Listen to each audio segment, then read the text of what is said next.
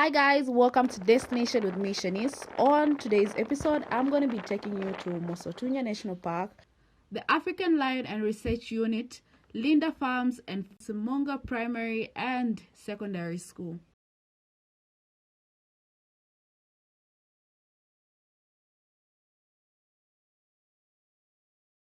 CATS is a non-profit organization based in Livingstone, Zambia. They are a team made up of volunteers that enter into communities to teach others, mainly children, on how to interact with wildlife.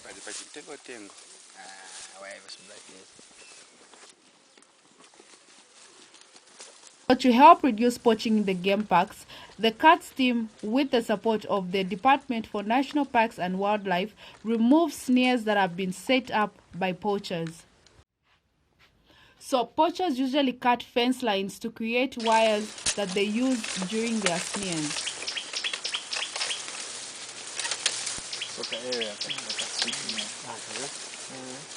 By cutting up fence lines, they open access for wildlife into community farms that in turn increase animal to human conflict.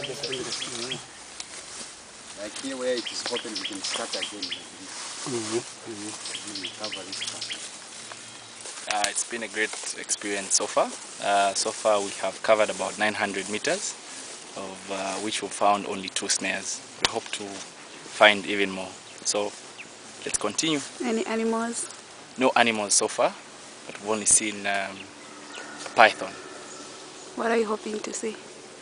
Well, we're hoping to see different animals, especially that for new people that are joining us for the first time. So we hope they can have the experience to actually see these animals. So what animals are usually here? Zebras, impalas, giraffes. Those are the ones that we usually find, like on most occasions.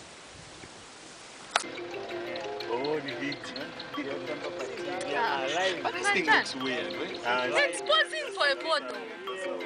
Mosi-O-Tunya National Park. Chapa cha kende mukakubwa ba.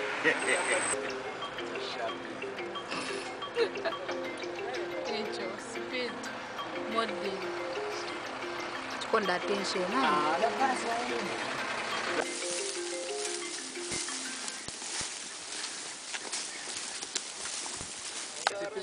Sivamene volula vamdala. Sivamene. Bakina ichi chiveka musha ichi. Kapina vinango sivilipu. Utambali bwana ututuma lula. Ututuma lula. Ichi chiveka musha ichi.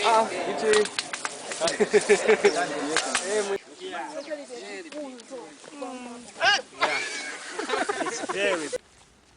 So after 3 hours of successful de-snaring and game watching, we decided to head to our next destination.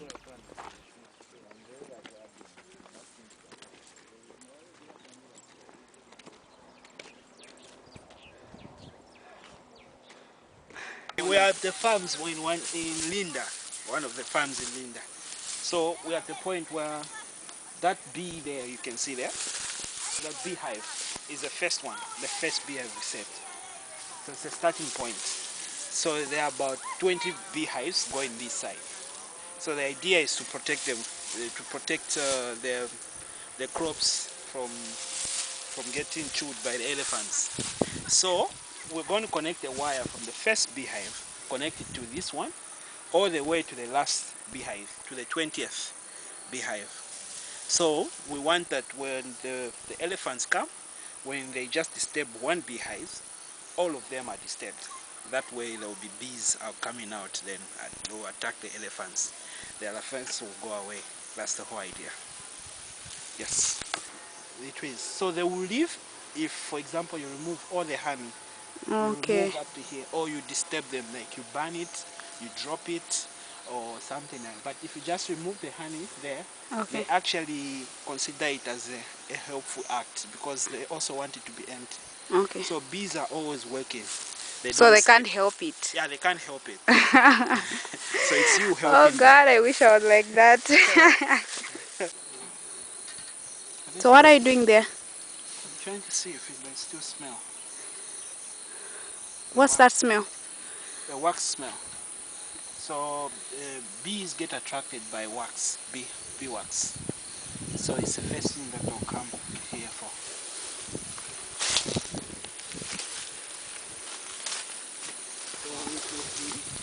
So how long do you expect to wait till they occupy?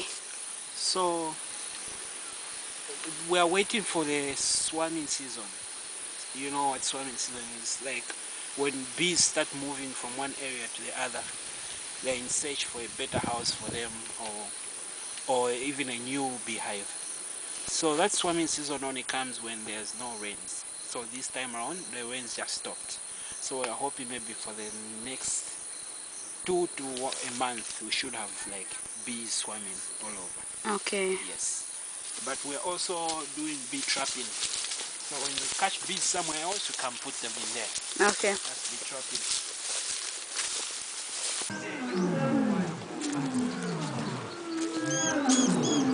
The beehive project was spearheaded by cats after receiving so many complaints that has been raised by farmers and domestic crop producers in the communities.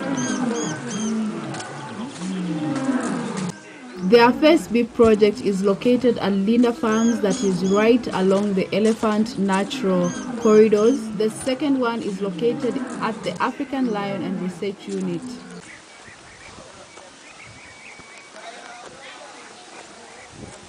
Katz believes that teaching young children in such a way that they engage themselves in environmental cause and conservation of wildlife is a great way to give a sense of love and responsibility to the planet and its many inhabitants.